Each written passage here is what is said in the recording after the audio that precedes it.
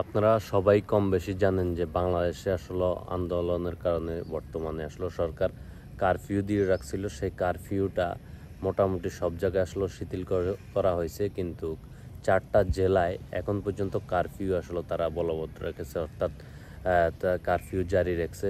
সে 4টা জেলার মধ্যে হচ্ছে ঢাকা, নারায়ণগঞ্জ, নরসিংদী, গাজীপুর।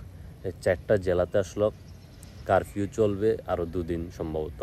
কারফিউ এই 4টা জেলাতে উঠায় নেয়, আর বাকি জেলাগুলোতে আসলে জেলা প্রশাসক সিদ্ধান্ত নিবে যে কারফিউ উঠাবে কিনা।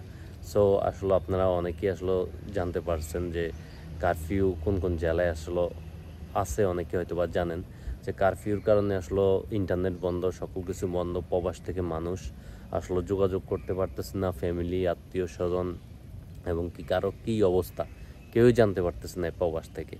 এই কারফিউ আরও 4টা জেলায় আসলে এখন পর্যন্ত বহাল আছে। আরও বাড়াবে কিনা বা কমাবে কিনা এটা আসলে তাদের সিদ্ধান্ত আমরা জানি না। আমরা আসলে নিউজ পেপার দেখতেছি যে আরও বর্তমানে আরও 4 দিন সম্ভবত এই কারফিউ তারা 4টা জেলায় কারফিউ চালু রাখবে 2 দিন সম্ভবত।